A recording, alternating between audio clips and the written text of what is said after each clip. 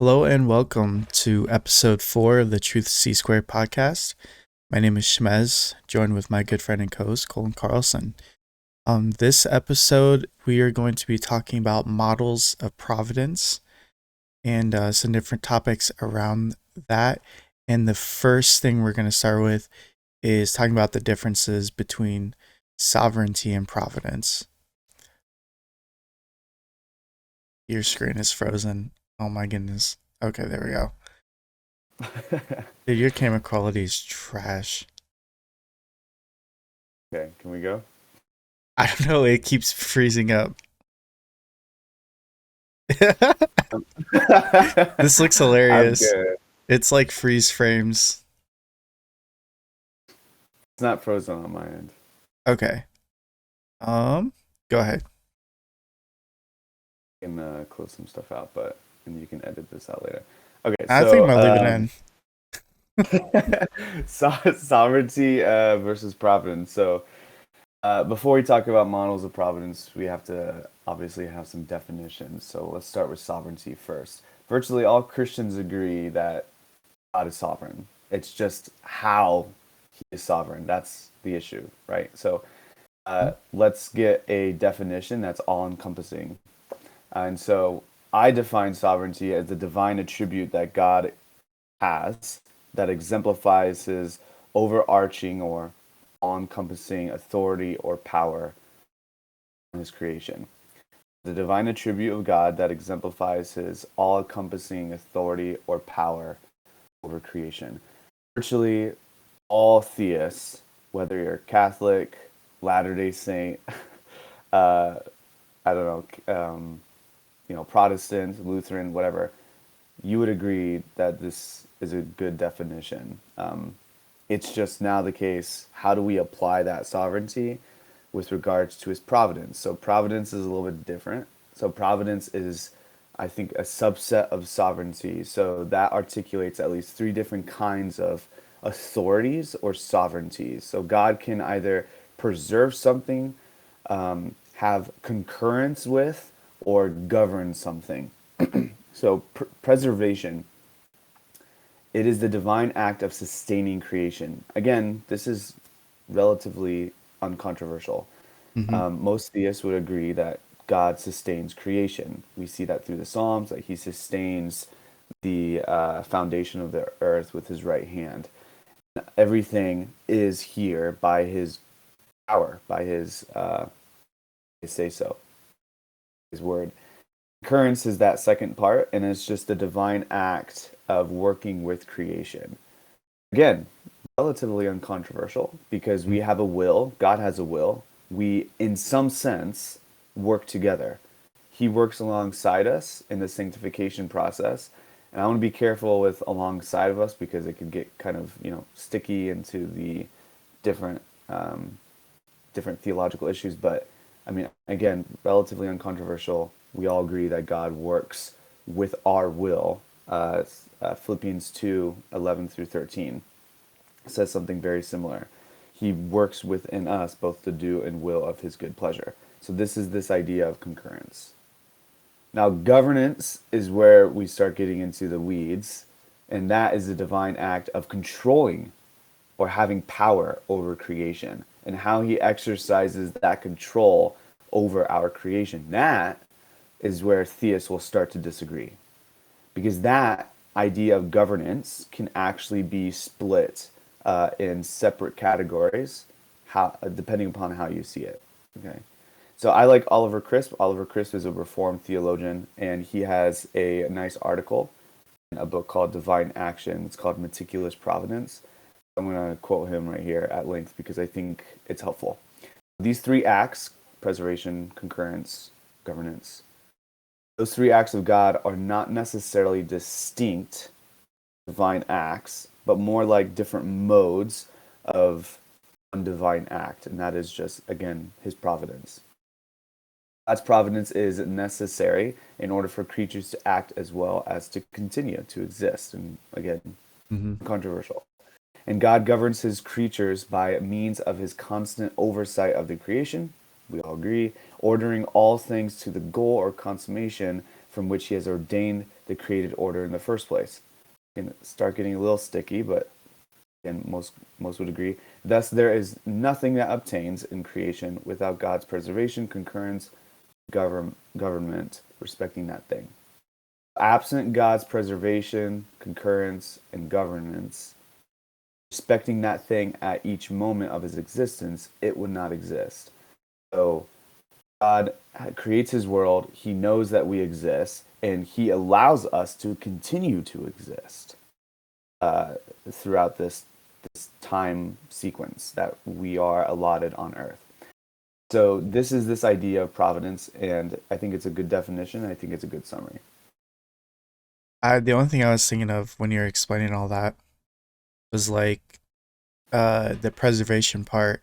If you think of how different Earth is compared to all the other planets that we've observed so far, this is like the only place Yeah. with life and the only place with, everything needed to sustain life.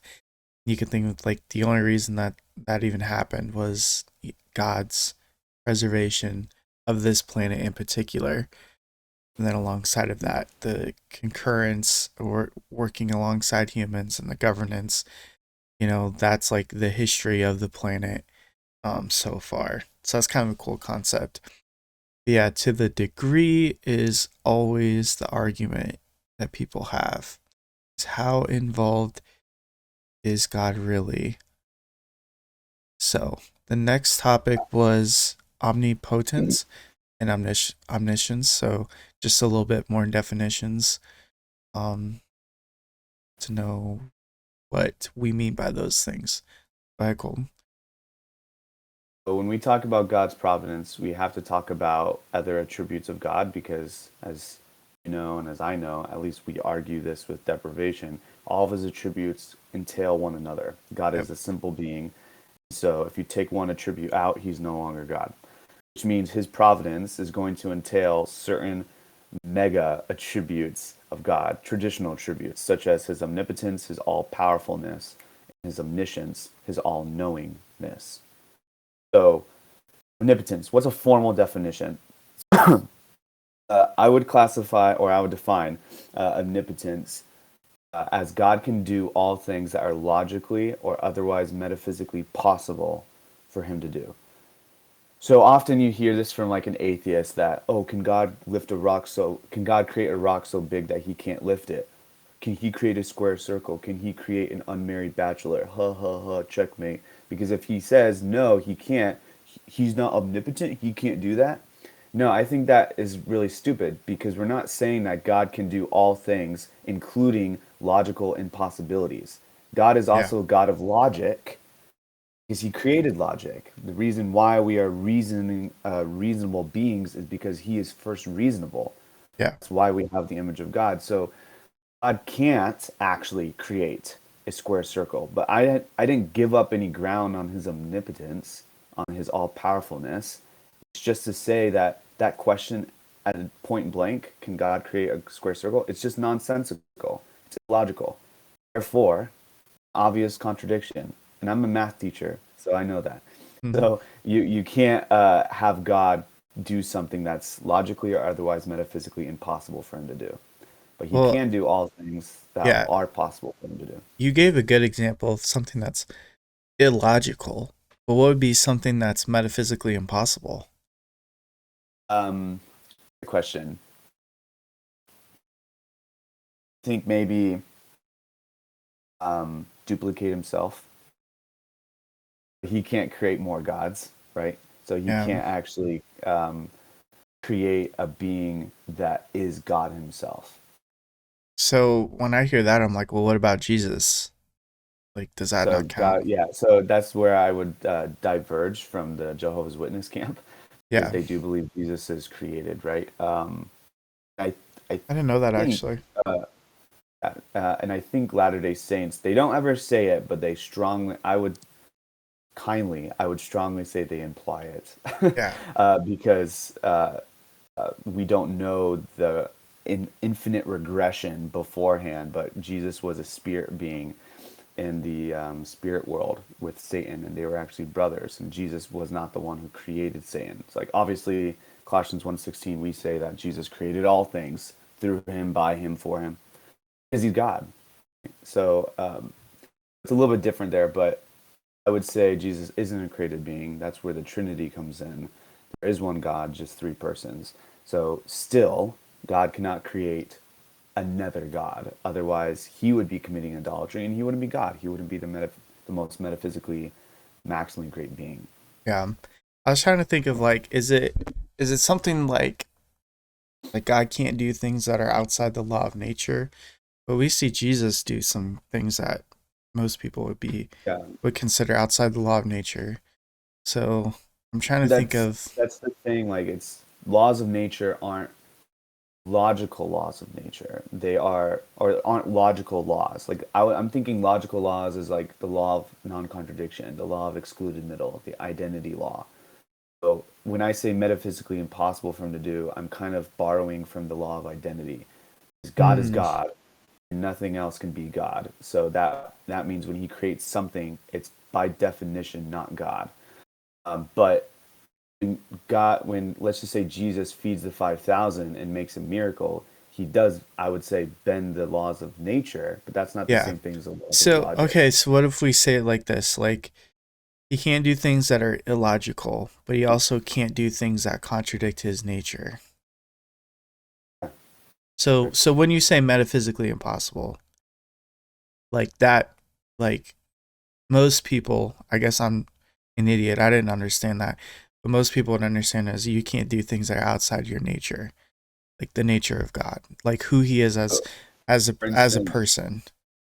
the Euthyphro, famous Euthyphro dilemma from Plato, says that God basically gives two dilemmas for the theist, that God's morals are either rendered arbitrary, so that means he can just command whatever he wants and it would be right, Mm-hmm.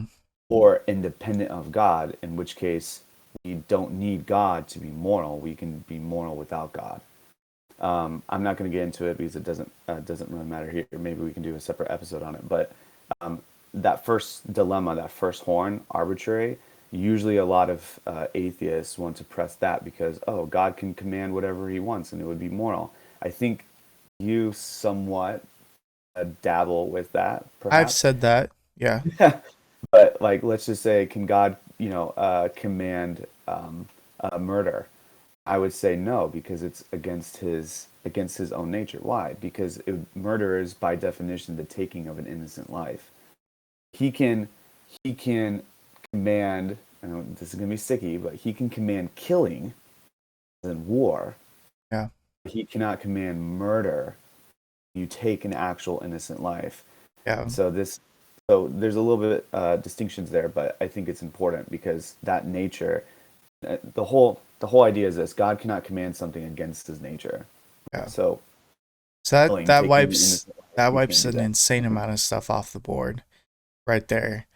That like, well, why doesn't God do this? Like when people like challenge God, like you really want me to believe you'll make this happen, you'll make me win the lottery, you'll strike lightning in my front yard or something like that. I'm like, dude, that's not God's character. He doesn't operate like that. He doesn't really care, honestly. Yeah. He's given you enough evidence, I would say, Yeah. pertaining to life and godliness through his special revelation.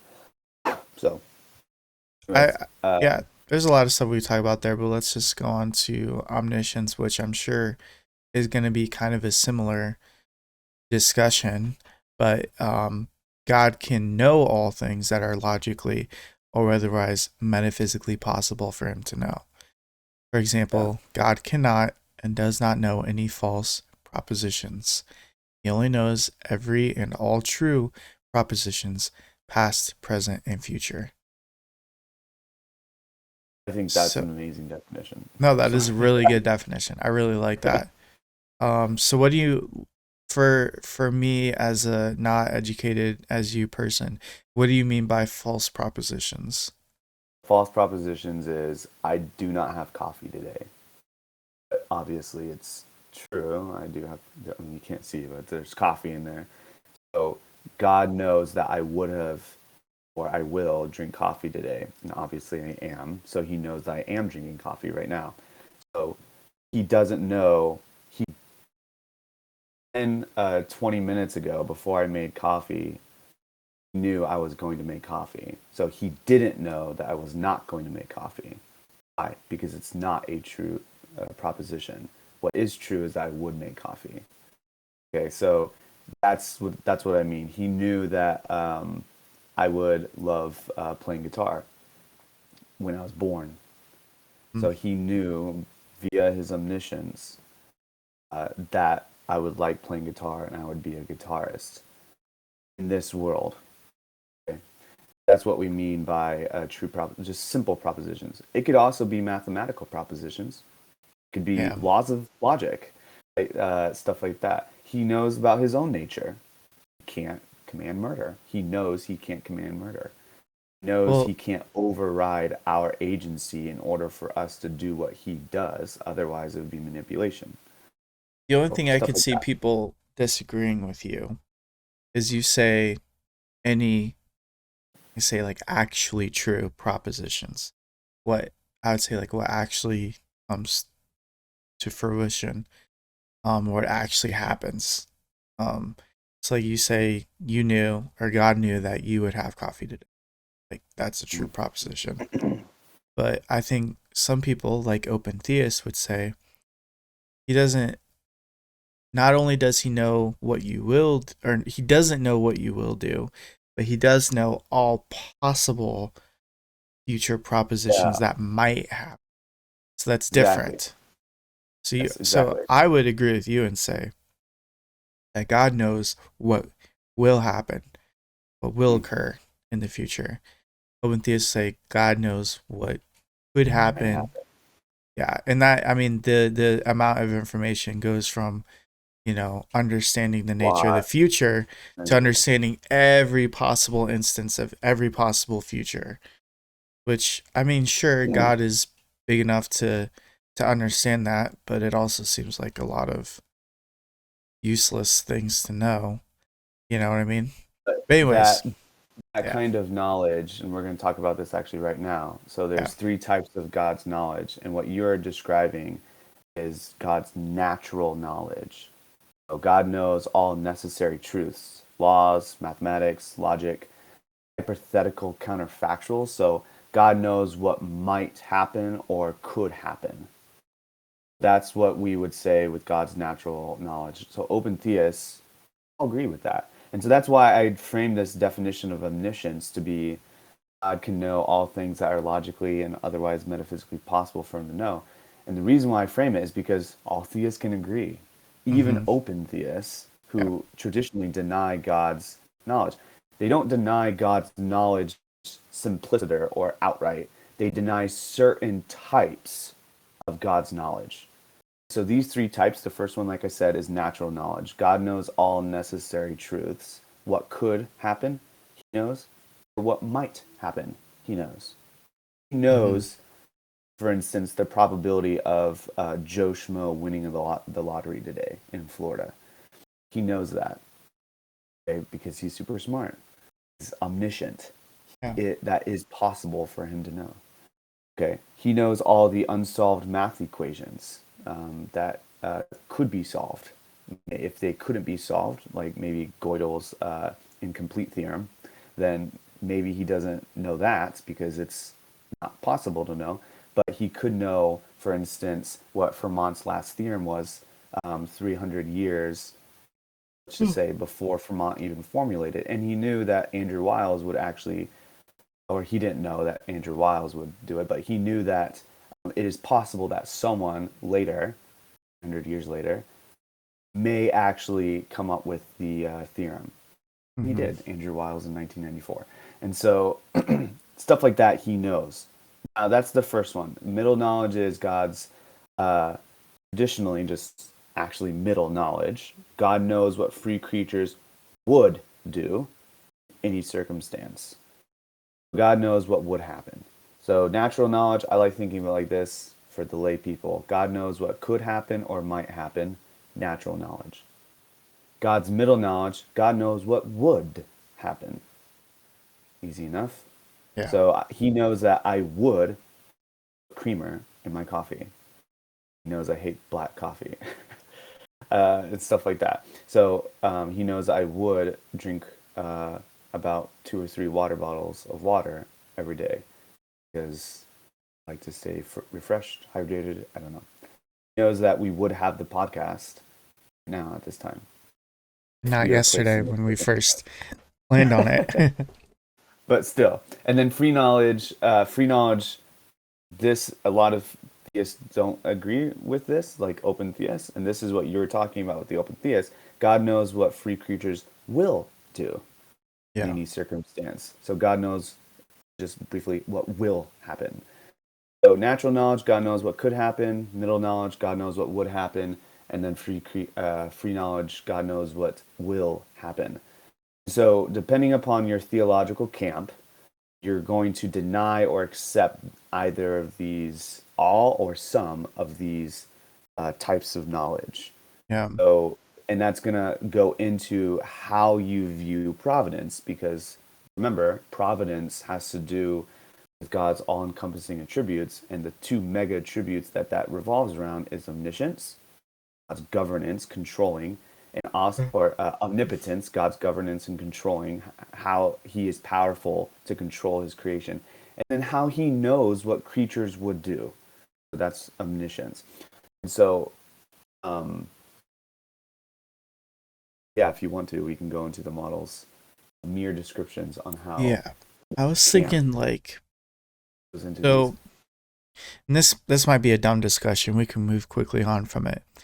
Um, but we have this like the three different types of knowledge to kind of describe different avenues of omniscience, right? Is there something like that with omnipotence? Like, Yes. so like there's a natural ability of God to do things that are within nature or that would No, naturally it's occur. um, traditionally there's usually two. So one of them is called voluntarism. So God can literally do anything. He can actually make a square circle. This comes from William of Ockham, Hmm. so famous for giving us Occam's razor in the Middle Ages. But he has actually tried to argue that God can do literally anything. So if he wanted to bend, make a square circle, it would be an actual shape, whatever that would be. Or if he wanted to command, let's just say puppy torture, that would be a true commandment for us. Kind of radical, Yeah. but that's the kind of position. And then the position I take is um, just the regular traditional um, position, which is God can only do that which is according to His nature or possible for Him to do. So Yeah. usually only those two. Now there's other, because if you expand that theistic definition to other religions, depending upon if you're monotheistic or polytheistic, you could get into like panentheism and pantheism, like Hinduism. Then they would deny this kind of idea of omnipotence forthright, but Yeah. that's another discussion for another day. So Yeah. I was just kind of thinking like if because omniscience is dealing with, it almost seems like to me like awareness, knowledge, like, yeah. so, and then the flip side of that is like power or ability. So like so there's like natural knowledge or natural awareness, middle knowledge or awareness. I'm just like curious what that would look like in terms of like ability. So like God, I would say God is able to do everything that's natural to him or within his nature is how I would say that. And then like the middle knowledge, I don't really agree with middle knowledge as a concept to begin with. We'll get into that later. But you could say like um in like a hypothetical sense, there's a lot of things that God could do or like would do in the future if something naturally was different or a new development of naturalness. Um Mhm. like something crazy with the solar system happening, and then like the natural laws on earth might be different slightly in some way. He would be able to operate within a new natural law system perfectly fine. That's like a crazy Yeah. hypothetical.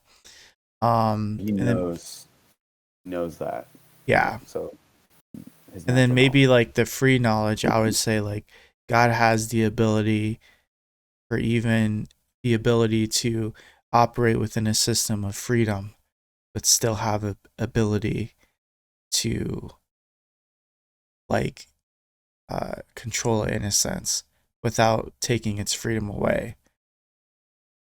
Yeah. So it's like what he can do naturally, which is I'd say we all agree with, what he could do hypothetically in the future, and what he's able to do now in relation to free creatures.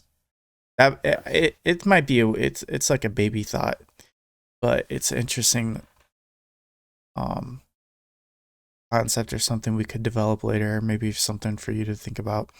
But anyways, we're going to now talk about the models of providence in relation to some of the most popular positions in theology right now, and kind of give a breakdown of what they think all these different concepts we've talked about so far work together within their theological system.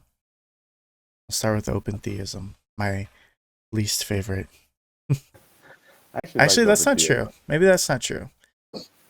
My Eh, least favorite is probably simple foreknowledge because I think it does, but we're gonna get there. So let's okay. start with open theism. Open theism is a providential model that is actually rather popular, but also completely new. Like it's no, they don't like me saying that because they're like, oh, some of the church fathers taught it. Kindly, no, they did not. This is only like 100 years old. So Wasn't just saying, explicitly taught by them. it wasn't explicitly taught. All church fathers, all Christians up until maybe 100 years ago, absolutely believed that God was omniscient, meaning he knew what free creatures will, knowledge, do.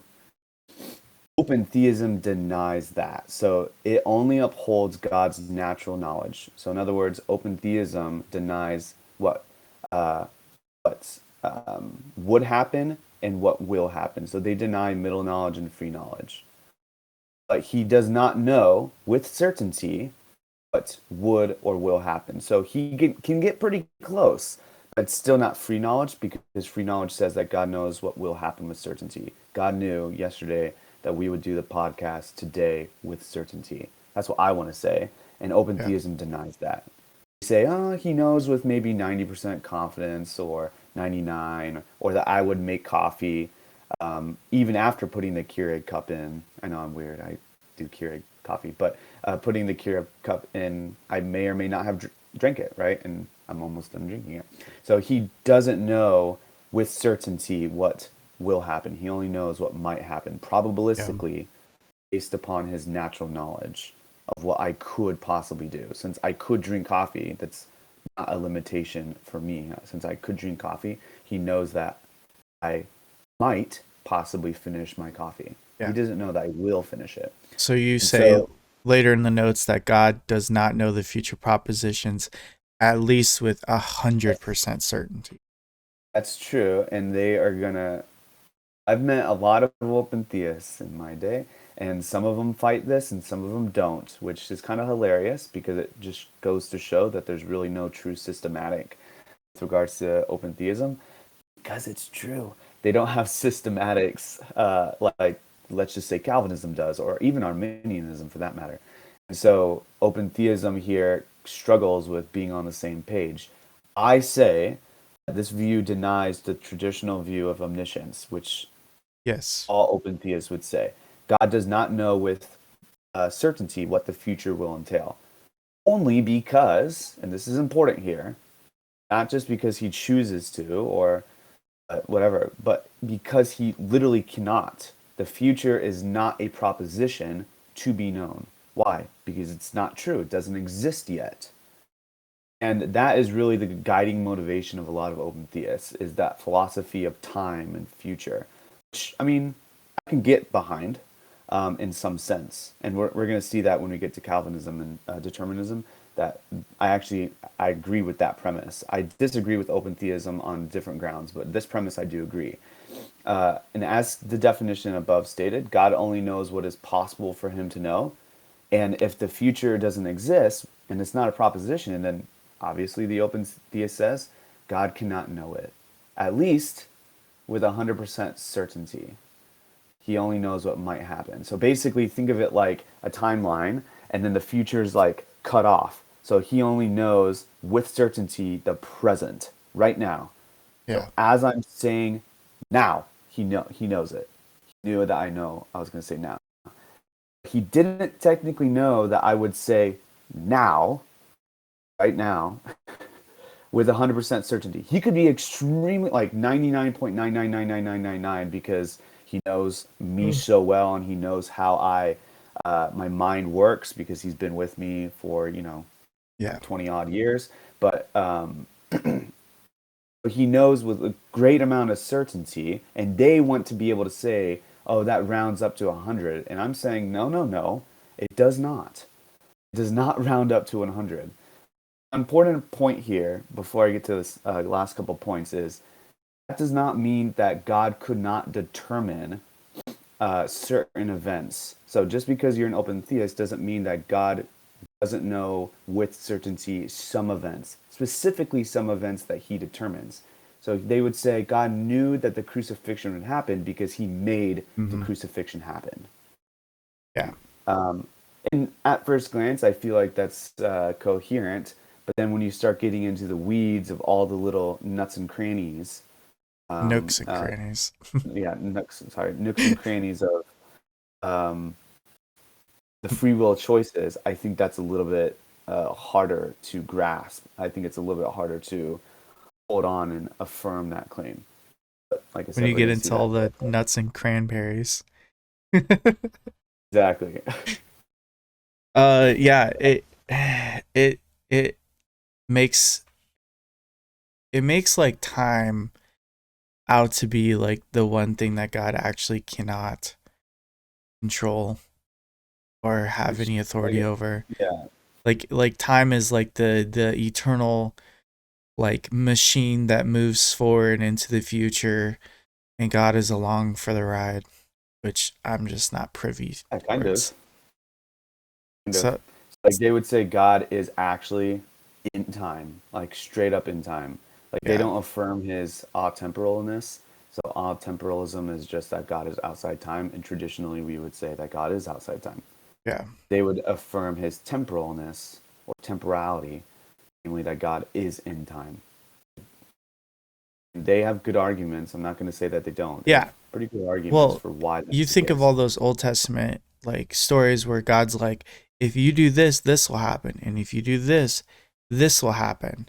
Now, like, make your decision. It's like the future's Mm. open. Like, depending on how you act, is what will occur. Or Jesus or God saying like, I'm gonna telling what's his face, Jonah, I'm gonna destroy Nineveh. You're gonna go there and tell them I'm gonna destroy them. And then he goes there and he tells them and they repent. Maybe God didn't know for 100% certainty. There's that 1% chance that they would repent and they actually did. So God relented. But Yeah, it's exactly. like God is saying like I'm going to do this, and you take their message to them, and if they end up repenting, then the whole reason for the like the what do you call it? The punishment in the first place is null and void. So there's no point in doing it. So I think if you look at the Bible like extremely literally and you don't think of it like as a big picture, um, I could see some Which they people do. pulling away that like from even those couple instances like, oh, the future's open depending on what you do. I'm just like, yeah, your Mhm. future is open to us depending on what we do. Like, but I could easily say like God knew all along that Nineveh wasn't going to be destroyed. Like he was telling Jonah something otherwise, because that's in like that truthfully he was going to destroy Nineveh if Jonah didn't go and talk to them. That was Yeah. motivation for Jonah to go and talk to them, even though he really, really didn't want to. So you could say, oh, if God lied, then he didn't destroy Nineveh. And it's No. like, no, he didn't lie. He told Jonah what would happen if he didn't go there, which is Mm. true. But he did end up going there, and they did end up repenting. So he relented. Like it's it's like if you look at it like big picture, it makes more sense that this isn't always the case. But if you look at it, like if you're reading through the Old Testament, like it's like an episode being released weekly by Netflix. And if you think God is experiencing the text the same way you're reading it, then of course you're going to start thinking like that, I think. That's exactly how I contend, that's exactly how they read the Bible. Which, I mean, okay, like, it's a really literal translation. Dispensationalists do something similar Yeah. when they read eschatological texts, but like I said, it doesn't. So, I mean, with open theism, I want to make this last point because it's actually pertaining to us. Uh, and a lot of people don't necessarily get this, but open theists actually Excuse me. agree a lot more with um, Calvinists than most traditional theistic systems do. And they agree with the Calvinists in that God could determine the entirety of the world and providentially govern creation that way if he wanted. Yeah. But the open theist just says, if he did, we would not have libertarian free will, and God would be blamed because he would be responsible for all the sin on the earth. Obviously, we reject that. We Yeah. reject that conclusion because I don't think libertarian freedom is necessary, and God isn't to be blamed if he determines evil. But that's where we disagree. But we do agree on that first premise, is that God could determine the whole world create this way. Obviously, we agree because we believe that. But in other words, Calvinists often deny that humans have libertarian freedom while upholding God's knowledge of the future, whereas open theists do the opposite. They deny that God has knowledge of the future while upholding libertarian free will. Yeah. And so it is not the case that God couldn't determine creation. It is only the case that under open theism, God chooses not to in order to uphold the intrinsic or perhaps instrumental good of libertarian free will. And so I can get behind that. And as we'll see later, we do agree that both of us, open theists, me and Calvinists, we agree that God cannot understand or know the future propositions. And that is why he determines it. So we're going to get to that on our last model. But if you're good, we can move on to the next Yeah. model. Go ahead. So simple foreknowledge, it's kind of out of popularity in the last couple of decades. I mean, it's still pretty popular. It's pretty popular with Catholics. They hold to something called Thomism after Thomas Aquinas. Hmm. It's something like this. So I'm kind of, fortunately, don't get mad at me, anyone who listens to this. I'm going to put you all in the same group. But simple foreknowledge basically says this: God simply knows the future. In other words, God only knows what could and will happen. So now they're adding the will. So open theists denied the will happen, only affirmed that could happen. So they denied free knowledge and middle knowledge while affirming natural knowledge. Simple foreknowledge theists say, well, we'll do one better. We'll affirm God's natural knowledge and we'll affirm God's free knowledge, and there's no contradiction, there's no inconsistency. So they, simple foreknowledge theists, are usually Arminian of some type, usually maybe Catholic perhaps too. They deny God's middle knowledge, uphold natural and free knowledge. So this system, God, like I said, simply knows what free creatures will do under any circumstance. Hmm. So after, though, only after, he creates. So God created the world, he knows what Adam would do. Okay, so he just simply knows the future propositions. Why? Because he's God. God just knows things. Yeah.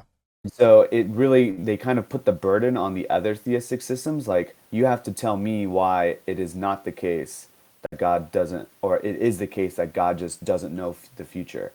he is God. He knows the future because he's God. He's simply God.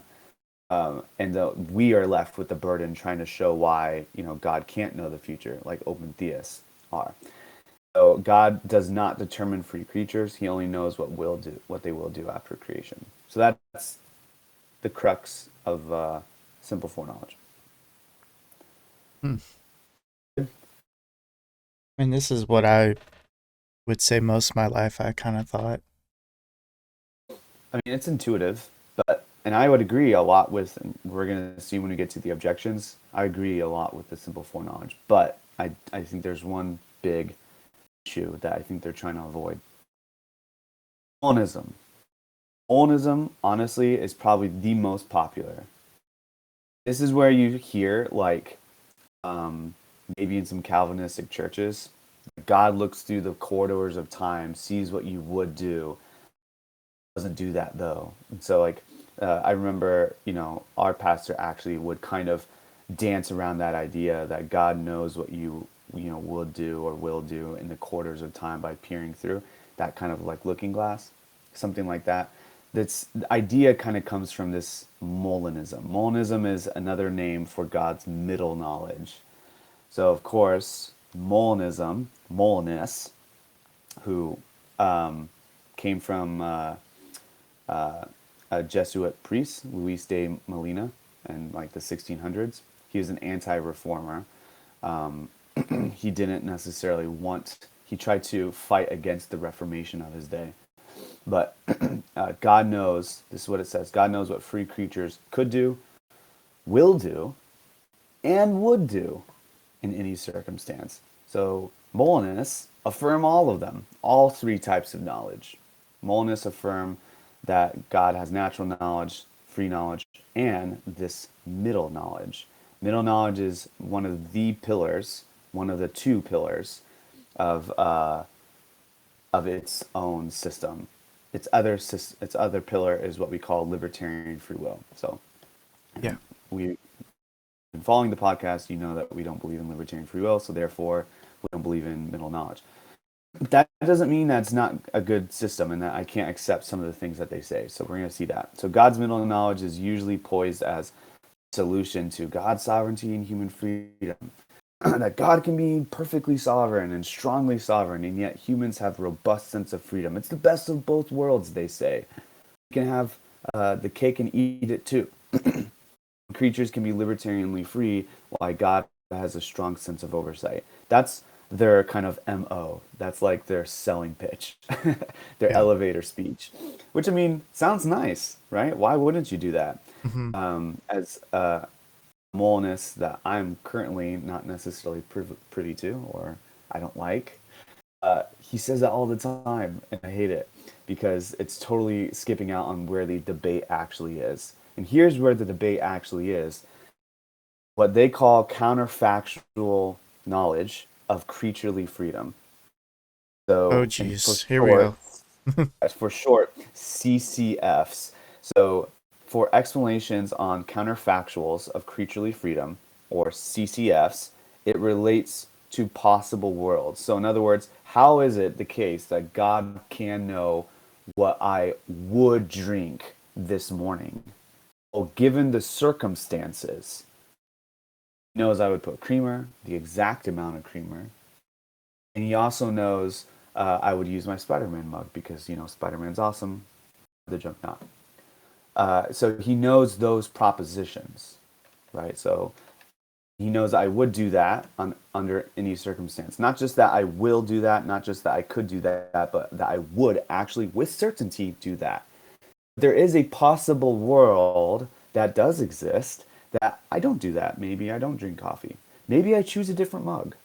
Maybe I do a different amount of creamer. Maybe I do 1 teaspoon instead of perhaps approximately a tablespoon. Maybe he knew that we wouldn't do this podcast the minute before we actually did. Maybe in a possible world, we did it an hour later, or Yeah. maybe 5 minutes earlier. So he knows all of those possible worlds. It's an infinite amount of possible worlds. So how can he break down these possible worlds? Well, he breaks it down in feasible worlds.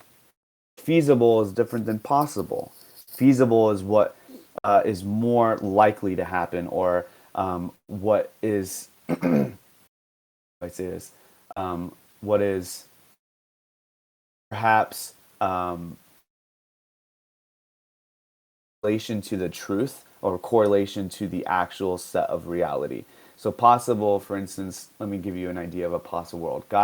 It is possible to the Molinists that God could determine all free creatures, like we want to say. Yeah. That's possible. Okay, even the open theists would say that it's possible. That is a possible world. But to the Molinists, they say it's not feasible because it doesn't actually correspond to reality.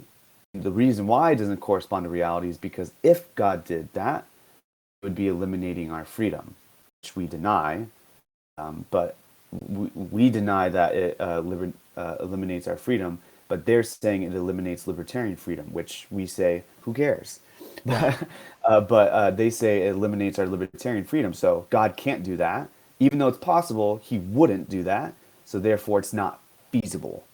So the feasible worlds are where we are libertarianly free and God still knows. So that's the idea between feasible and possible. And God actualizes, they say, weekly, actualizes a particular world, such as this one, where we are on a podcast right now, in the morning on Sunday, actually describing Molanism.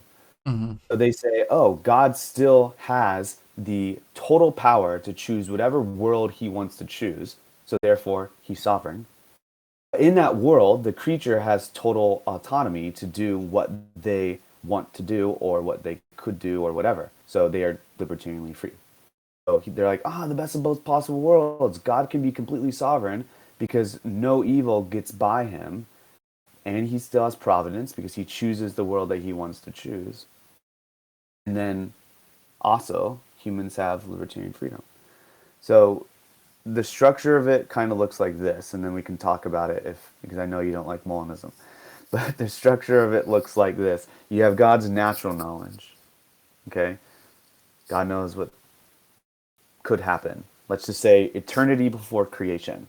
God knows what could happen if he created the world, or rather, that he could actually create a world full of free creatures. He knows that that could happen. Yeah.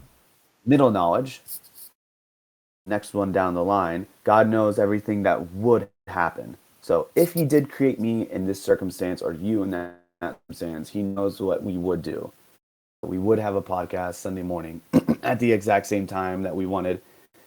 All me drinking coffee, you wearing a hat, me having slightly computer issues, Me stuff super like that. tired. Yeah, exactly. Then there's a possible world or a feasible world that maybe some of that stuff has changed. He knows what would happen. Then he picks the world that he thinks best fits his purposes, whatever those purposes are.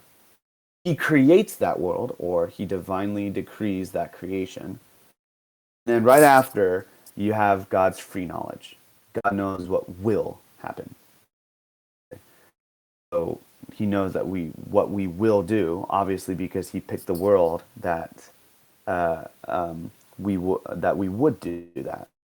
So that what we would do, transfers to what we will do in his picking of the world. They're what we call God's logical moments. So natural knowledge, he has all these possible, feasible worlds. I would even say possible worlds at his disposal. His middle knowledge, he dwindles those worlds down to what is feasible. So Mm-hmm. still a lot of worlds, but less. He picks one of those feasible worlds. Says, I like this one. This one's best, or really close to being the best, maybe tied for the best. It's optimal. My good purposes, whatever they are. Creates that world, and now we only have one world, the actual world, right now in chronological sequence. Okay, so that is Molinism, if that makes sense. I hope, because that's probably the most complicated one, to be honest. Well, like when you described, like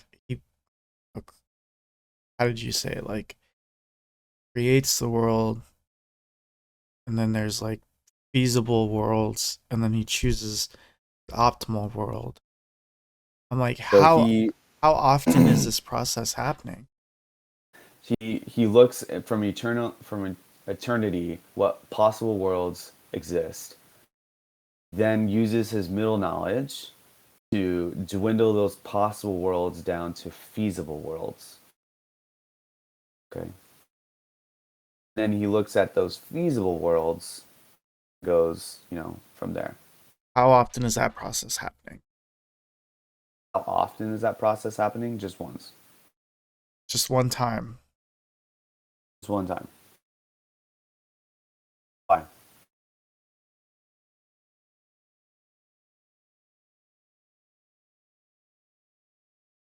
Because I would say that that's kind of similar to what I think how, God created the world.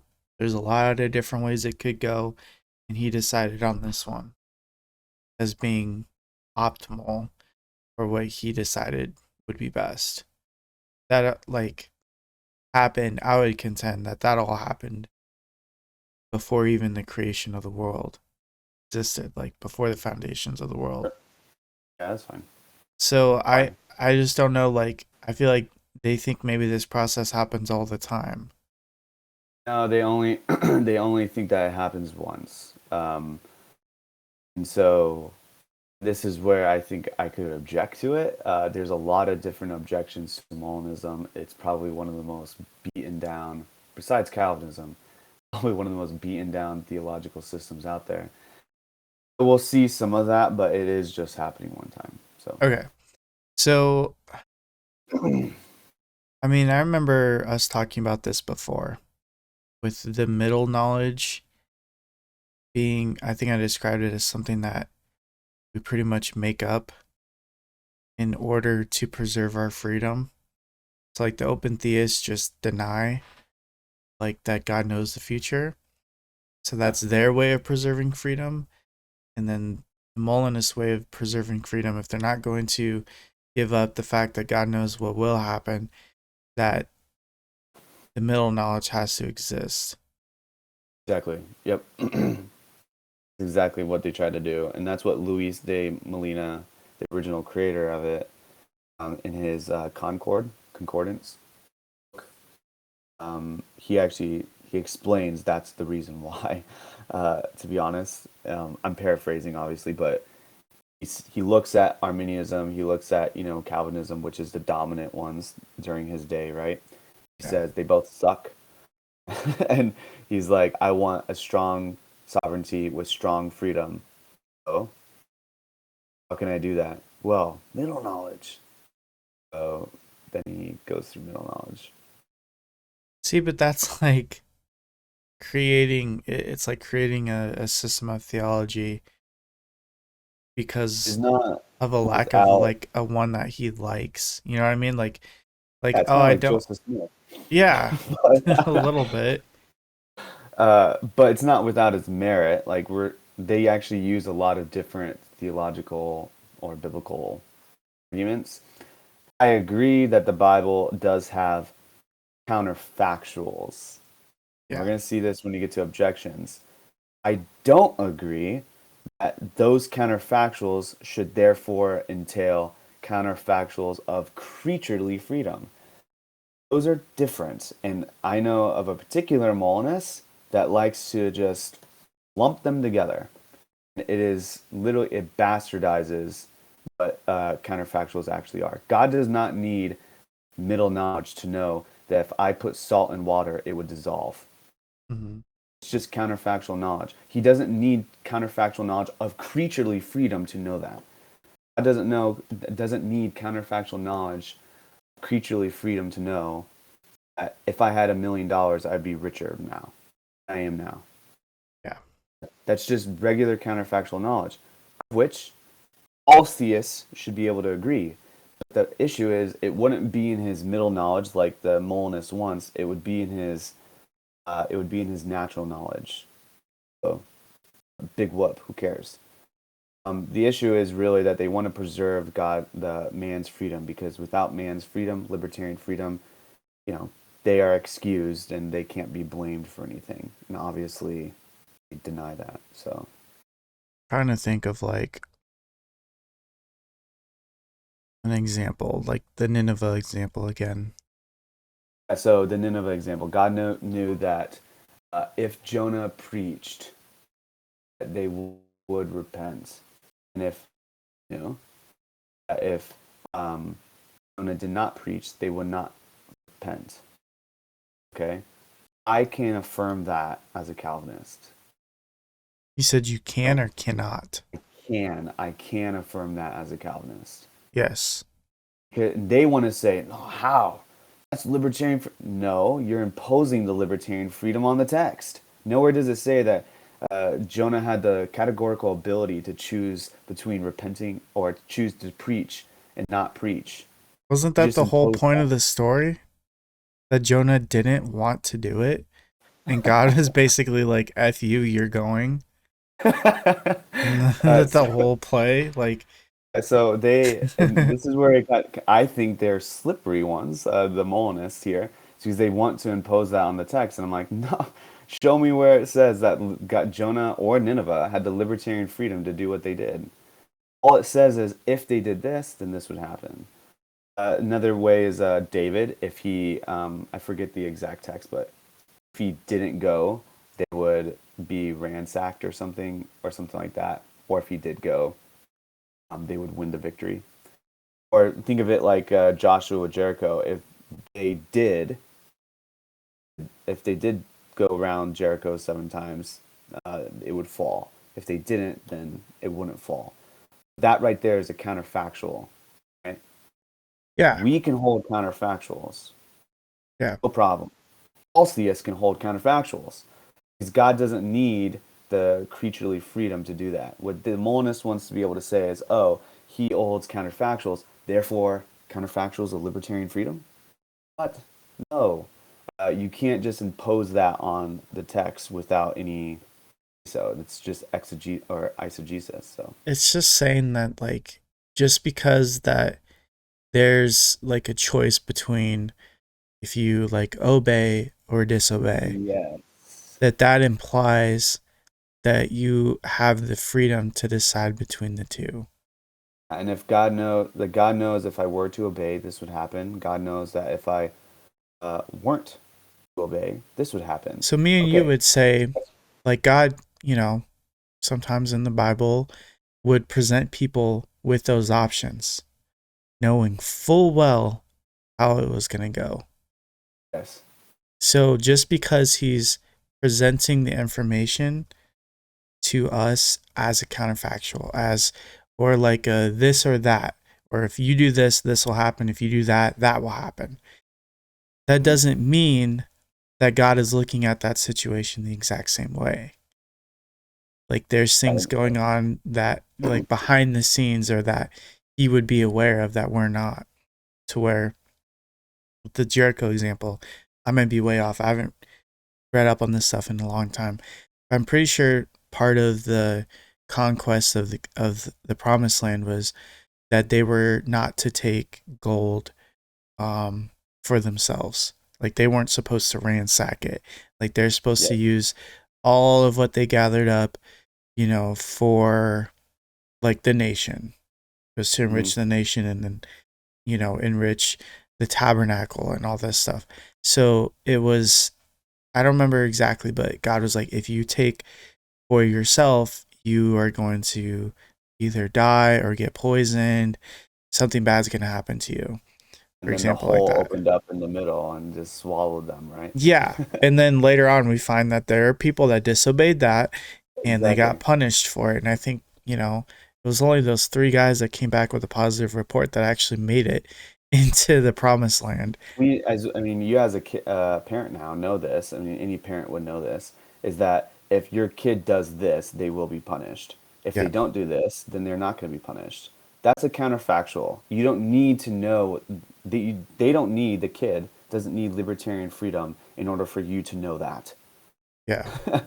So this idea of counterfactuals and counterfactuals of creaturely freedom, they remain distinct. The Molinist wants to say, oh, counterfactuals, that entails counterfactuals of creaturely freedom. I say no, the converse is true. Counterfactual knowledge of creaturely freedom entails counterfactuals. But I can have counterfactuals, the consequent, without it entailing the antecedent counterfactual knowledge of creaturely freedom. It's This is it's standard it's really in funny philosophical literature. that we're describing it now, because I was thinking of it as like, so an open theist would say, if let's just take like a really, I got to think of like an example that's like very simple. Like, let's just say, um, let's just keep using the Nineveh example. So an open theist would say that God wanted, out of his nature, God wanted Jonah to go talk to Nineveh because it's within God's nature to not want Nineveh to be destroyed. And he knew that Jonah was equipped to handle that. So he told Jonah, I want you to go do this. Mm. And knowing that full well that ultimately it was up to Jonah to actually get there, and ultimately it was up to the people of Nineveh to repent, right? Yes. And so all of that was like up in the air. And then you could Mm. say God maybe sent the whale to like nudge Jonah along. To me, that sounds like an extreme amount of like God forcing Jonah to do it, even though Jonah didn't want to. So I would say that's a weak position to hold if you're an open theist to begin with. Um, so if you're a Molinist, though, you would say, so God told Jonah, if you go to Nineveh, um, or if you don't go to Nineveh, they're going to be destroyed. And so I Mm. need you to go there and talk to them to see if they can, see if they will repent. And I don't know, I can't recall if he ever told Jonah what would happen if he did go there and they did repent. I don't know if he said that he would relent. He did say I that. think he literally just Let me told check. Jonah, like, you're going to go there, or I'm going to destroy Nineveh in 3 days, and you're going to go there and tell them that. Like it was already a done deal. I think is how it was presented. You're breaking up a little bit. I'm going to give it a I didn't, second. I didn't say anything. Okay. So the Molinist would say that he, like, God knows, if Jonah decided he didn't want to go, that Nineveh would be destroyed. And God also knows if Jonah does decide to go, that Nineveh would probably repent. And there's probably possibilities of Jonah just never made it there because, for whatever reason, the boat didn't get there or the whale didn't swallow him. So, like, Jonah died at sea, or there's a Mm. possibility that Jonah went there and instantly got murdered, or Jonah went there and didn't say anything. Like all of these possibilities. But then God decided in His ultimate wisdom that the possibility of Jonah making it to Nineveh and talking to them, and Nineveh repenting, and then God ultimately relenting was the optimal thing to happen. So God chose that to happen. So I would All the say, while, we had libertarian free will. yeah. That's what And they want to say. yeah, so, and that's like an added thing, like every time. Because the story of That's Jonah what is, they need. That right. I So know, like, I would say the story of Jonah is eh, like the exact opposite of libertarian free will. Like, Jonah did not have any libertarian free will in that story. But I would say that ultimately, what God had in mind the entire time, regardless of Jonah obeying, regardless of Nineveh repenting, and God relenting, the story was the story of Jonah and what he did, or what God was willing to make him do, to go and basically force yeah, him to go talk to Nineveh. And then he was showing that he is a God that is willing to relent judgment if you repent. Like, yeah. The story is about Jonah, but God working through Jonah. yeah, Why? Because it literally tells us the thesis in the verse, Jonah 2:8. Salvation is of the Lord. That's the whole point of the book. yeah. So Right? people want to get So, hung up on like God not knowing what's going to happen, or seeing all the possibilities and God choose the best one. I'm like, God had a very specific mission and goal before he ever spoke to Jonah of what was going to happen. And the ultimate goal was what ended up happening. I would say that was the case the entire time. That God wanted to show either Jonah or preserve it as a story of what you just said right there. And God was like, how can we make that happen? Okay, I can take Jonah and I can have all these events occur, make it to Nineveh, and I can have Nineveh repent, which, if you know anything about Nineveh, that is not their MO.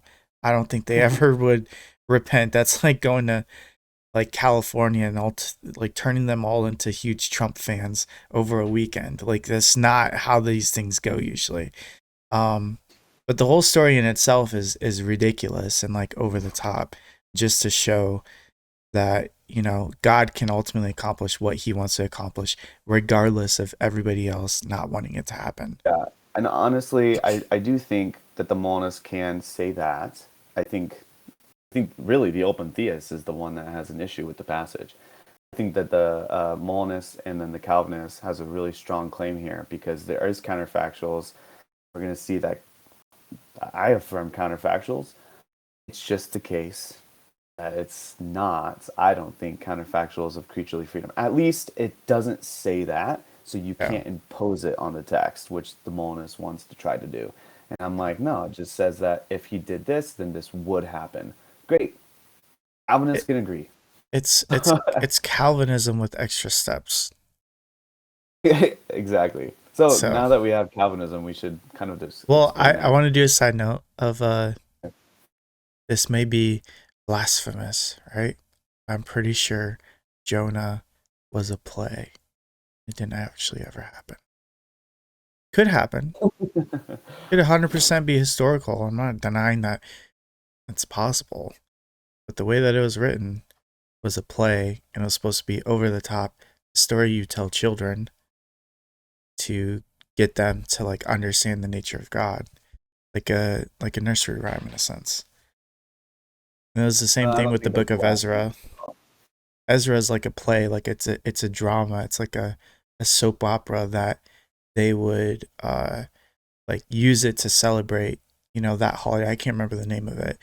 Um but it was, They came back from exile. yeah, it was a story of like the drama behind the scenes of how God was still working, which like I agree with all the sentiments of it. I'm just saying that to me they don't have to be historical pieces and it doesn't lose any value.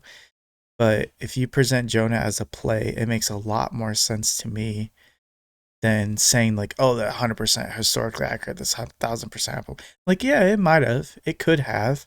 I That's don't not think the it goal of the matters. story.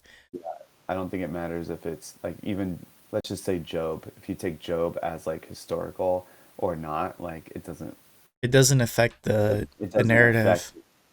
narrative and the God's character in that story is Is what the is truth. true. Yeah, Exactly. So that's what we take from it. That's the yeah. application, And not that it's historical. I think Jordan Peterson said something about like you can have a fictional story that depicts an ultimate truth. Um, like I can't think of another example off the top of my head. I was thinking like Lord of the Rings like tells a fantasy story, but it has to do with like concepts of friendship and perseverance and like good over evil type things. Like those are ultimate truths. You got all types of medieval stories like people slaying dragons, blah blah blah. It's like you could, like, I don't need to believe that they're true to understand the essence of the story and the point they're trying to get across. And while I think that the Bible, um overall, I would hold it to be a somewhat historical document, there's plenty of stories thrown in there that if for whatever reason tomorrow science came out and we know for a fact that Nineveh was never destroyed, like, or Nineveh never even existed, although we have found evidence that it did. Or for example, like we know for a fact Joseph was never in Egypt, like that never happened. Like Ezra is not a historical person at all, nowhere. I'm like, it doesn't affect me. Like the Yeah, it doesn't narrative affect. doesn't fall apart. Like because it's the ultimate truth within this story that are important. But anyways, that's like a whole side point. So yeah, I would say we Molinism is could still yeah, well, it's I mean we the haven't done lie a one. yeah, we haven't done a great job of like explaining exactly why, but like I said, it's Calvinism We with will. extra steps. So I would say we could we do have a good chunk of stuff here left to go. I would say let's do let's talk about the models of providence within Calvinism. And there's a lot more we want to get to, but I think we'll do that in a part two because I'm running out of time. Um, so yeah, let's get through Calvinism, and then next episode we'll talk about. I guess how would you explain what we're going to talk about next? Objections to the The models of providence. objections. So Okay, cool. why do we think that those three, simple foreknowledge, Molanism, and open theism, are actually wrong? Like, what are some decent kind of um, run of the mill objections to them? Yeah, because we've kind of played along with some of the ideas that we're going to present later, but that'll be for next episode, and we'll have to do it somewhat quickly. Like, hopefully, ideally, sometime this week. That should only take like an hour. So, anyways, let's talk about Calvinism and get this wrapped up. So, obviously, if you've been following the podcast, we're Calvinists, and I Surprise! believe in determinism, exhaustive determinism. So, under this system, this is a providential system. So, under this system, God strongly, not weakly, like Molinism wants to say, God strongly actualizes the actual world. How? Through meticulous determination or divine decree. So God knows what could happen. Yes, so we affirm his natural knowledge. He knows also what will happen. Yes, we affirm God's free knowledge. We affirm God's free knowledge, what will happen, only because he has determined it. So God knows what will happen in the future because he has decided what the future will be. And obviously, if he has determined the future, then he knows the future.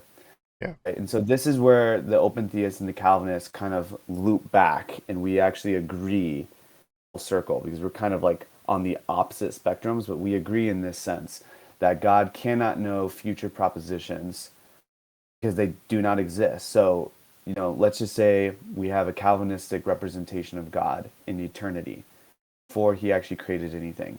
He does not know what the future will be. So, in other words, he does not know what I would do in any circumstance with my libertarian freedom. He does know what I would do if he determined me to do this, right? So if he determined me to do this, he knows what I would do. If he determined me to do that, he knows what I would do, and so forth. You feel me? yeah, So Calvinists believe that God does know the future via his free knowledge because or in virtue of his divine decree. So this providential system allows God obviously to be strongly sovereign and have full providence, knowing full well the future. Okay. And so, and honestly, that other systems do believe that, yes, God, I guess, could do this. God could have a model in which he strongly, meticulously, providentially decrees the world. It just so happens that if he did that, we would have no freedom. And yeah, obviously, the Calvinists would say, no, no, no. It is correct, we wouldn't have any libertarian freedom, but big deal. yeah, We would have something like compatibilist freedom, maybe. Depending upon how you actually stretch that compatibilism. And that right there is either sufficient or necessary for freedom. So that is the Calvinistic providence. Um, and it really, Calvin actually gets it from Augustine. So Augustine has similar thoughts towards his later years. He kind of, especially after his controversy with Pelagian or Pelagius, so he kind of switched and provided a strong model of providence towards his later years of writing. And Calvinism, John Calvin, kind of renewed that during the Reformation. And Jonathan Edwards also, Beza, and now the rest is history. yeah, So, yeah. And I think if the Bible didn't have like the books of like Daniel and Revelation, I'd probably be more inclined to agree with the open theist, maybe. But, like those books alone, like you have Daniel pretty much like step by step explaining exactly what the political landscape was going to look like in the Middle East for the next 400 years. Like anybody who had that book at the time and understood what it was talking about would have known exactly what was going to happen. And then now I would say the same thing. You know, Revelation seems like a bit of a mystery to us, but to the people Yeah. who are going to be living through it in the moment, they're going to know exactly what's going on and they're going to know what's going to happen next as the book of Revelations. I'm like, how can you say God can't know the future when we already know exactly how it ends? Because the book of Revelation tells us. Doesn't make any sense. You know what I mean? Mm-hmm. I don't know why that thought popped in my head. I just needed to share it. Yeah, that probably to me has been one of the biggest reasons why I do think that the future is already set in stone. Because I look at the book of Revelations and I see, you know, our future being described all the way up until the new heavens and new earth is created. So as far as I can tell, God knows everything is in control of everything up until that moment, because that's what we have so far. Maybe after that it's an open book. I have no idea. Maybe there'll be new Bibles after that, or new words of God. Who knows, but I don't know. We have a lot more to talk about. I'm not feeling the greatest though, so I think it would help the what do you call it? Yeah. See, I can't even think of the word. Quality of the podcast if we pick up on the more heavy stuff next time.